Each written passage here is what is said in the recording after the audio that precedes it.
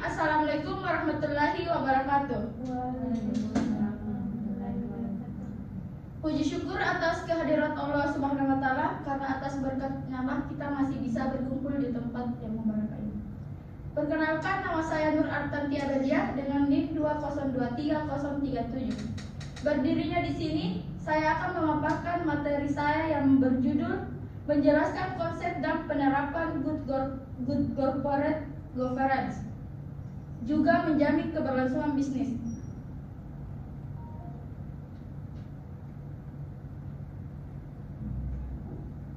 Yang pertama, latar belakang.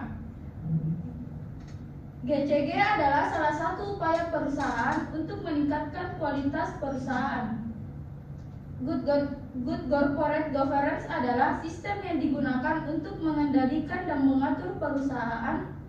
Dilihat dari mekanisme hubungan antara berbagai pihak yang mengurus perusahaan, maupun ditinjau dari nilai-nilai yang terkandung dari mekanisme pengelolaan itu sendiri.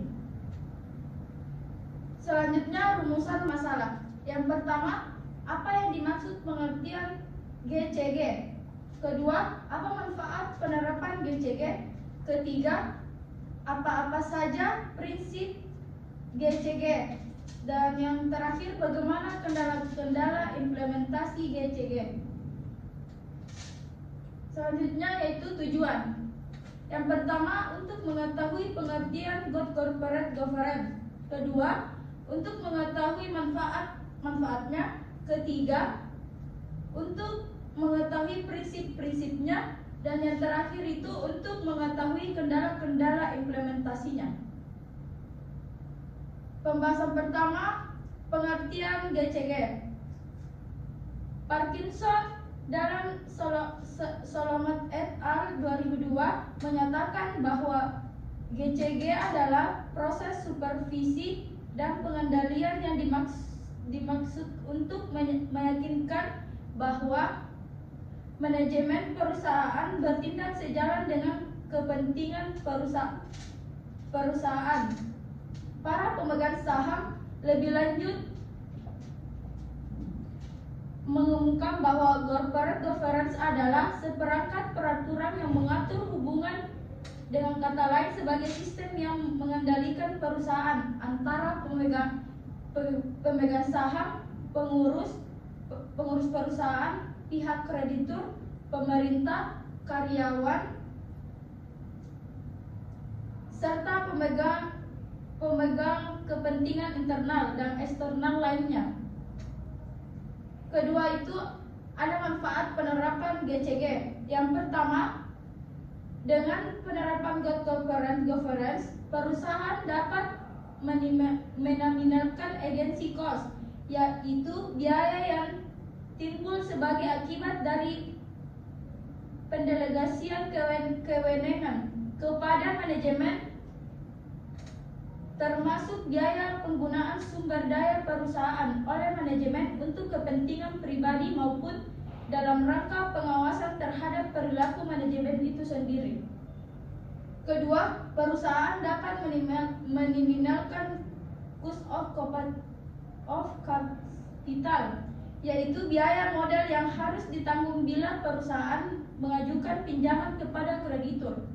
Ketiga, dengan corporate governance, proses pengambilan keputusan akan berlangsung secara lebih baik sehingga akan menghasilkan keputusan yang optimal. Keempat, GCG akan memungkinkan dihindarinya atau sekurang-kurangnya dapat diminimalkannya tindakan penyalahgunaan wewenang oleh pihak direksi dalam pengelolaan perusahaan. Kelima, nilai perusahaan di mata investor akan meningkat sebagai akibat dari meningkatnya kepercayaan mereka kepada pengelolaan perusahaan tempat mereka berisi investasi. Dan yang terakhir, bagi para pemegang saham, dengan peningkatan kinerja sebagaimana disebut pada poin 1, dengan sendirinya juga akan menaikkan nilai saham mereka dengan juga nilai dividen yang akan mereka terima. Baik, selanjutnya yaitu prinsip-prinsip GCG. Yang pertama, kewajaran atau keadilan, fairness. Prinsip kewajaran atau keadilan ini merupakan keadilan dan kesetaraan di dalam memenuhi hak-hak stakeholder yang timbul berdasarkan perjanjian dan peraturan perundang-undangan yang berlaku. Kedua, transparansi. Keputusan Menteri Negara mengartikan transparansi sebagai keterbukaan dalam melaksanakan proses pengambilan keputusan dan keterbukaan dalam mengumumkan informasi material dan relevan mengenai perusahaan. Ketiga, akuntabilitas. Akuntabilitas dapat diartikan sebagai kejelasan fungsi, pelaksanaan dan pertanggungjawaban organ sehingga pengelolaan perusahaan terlaksana secara efektif. Keempat, responsibility atau pertanggungjawaban. OECD menyatakan bahwa prinsip tanggung jawab ini menekankan bahwa adanya sistem yang jelas untuk mengatur mekanisme pertanggungjawaban perusahaan kepada stakeholder dan stakeholder. Dan yang kelima, prinsip kemandirian atau independen. Prinsip ini diartikan sebagai suatu keadilan di mana perusahaan dikelola secara profesional tanpa benturan kepentingan dan pengaruh tekanan dari pihak maupun yang tidak sesuai dengan peraturan perundang-undangan yang berlaku dan prinsip korporasi yang sehat. Ketiga, kendala-kendala implementasi good governance. Yang pertama, kendala hukum. GCG harusnya menjamin perlakuan yang sama dengan perlindungan atas hak-hak semua pemegang saham dari berbagai kemungkinan penyalahgunaan oleh pihak-pihak tertentu. Kendala budaya, sebagaimana disinggung sebelumnya bahwa terdapat suatu pandangan bahwa praktik governance itu hanyalah merupakan suatu bentuk kepatuhan terhadap peraturan atau ketertentuan dan bukannya sebagai suatu sistem diperlakukan oleh perusahaan untuk meningkatkan kinerja. Ketiga, kendala politik. Kendala ini terutama terkait dengan perusahaan-perusahaan BUMN, yaitu perusahaan yang dimiliki negara. Dan terakhir, kendala lingkungan bisnis. Sebagaimana kondisi yang umum berlaku di berbagai negara Asia lainnya bahwa perusahaan-perusahaan meskipun berbentuk perseorangan, Indonesia terutama dimiliki oleh keluarga. Itulah tadi materi saya. Apakah teman-teman ada yang ingin bertanya? Sabar.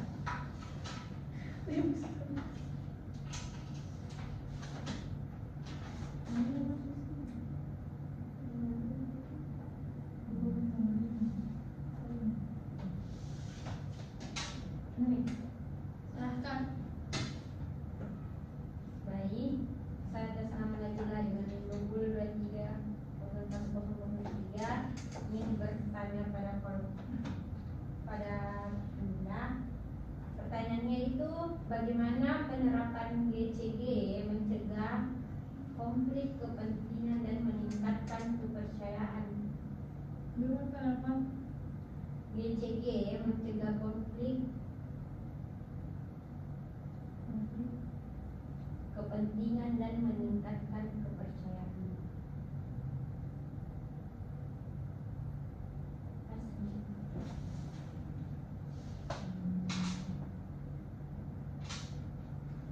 Apakah masih ada yang ingin bertanya? Baik, perkenalkan nama saya Intan Rahmadani.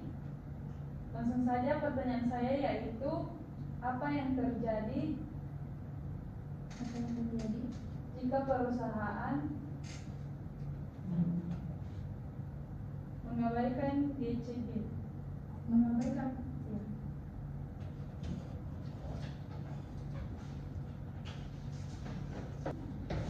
Baik, saya akan menjawab pertanyaan dari Nabila. Pertanyaannya yaitu, bagaimana penerapan GCG mencegah konflik kepentingan dan meningkatkan kepercayaan? Penerapan GCG menuntut perusahaan membuat aturan yang memastikan semua keputusan diambil secara secara objektif dan tidak memihak. Misalnya, adanya pemisahan tugas antara manajemen dan dewan komisaris, laporan keuangan yang terbuka, serta audit berkala. Apakah saya diterima? Masih.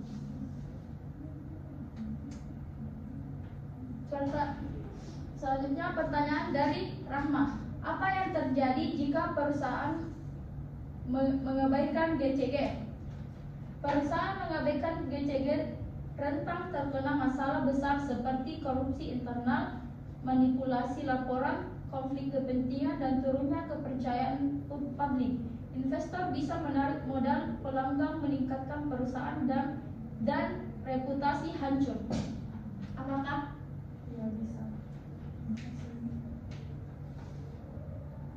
Baik, selanjutnya saya akan membacakan kesimpulan dari materi saya, yaitu GCG diperlukan komitmen kuat dari manajemen puncak, perbaikan sistem hukum dan regulasi, peningkatan kesadaran etika bisnis, serta pengawasan yang independen untuk memastikan penerapan GCG berjalan secara konsisten dan berkeseimbangan. Dengan demikian, GCG tidak hanya menjadi tuntunan regulasi, tetapi juga menjadi kebutuhan strategis untuk mewujudkan perusahaan yang berdaya saing tinggi, berintegritas, dan berkontribusi positif bagi pembangunan ekonomi nasional. Sekian dari paparan materi saya, kurang dan lebihnya mohon dimaafkan. Syukron, wassalamualaikum warahmatullahi wabarakatuh. Waalaikumsalam warahmatullahi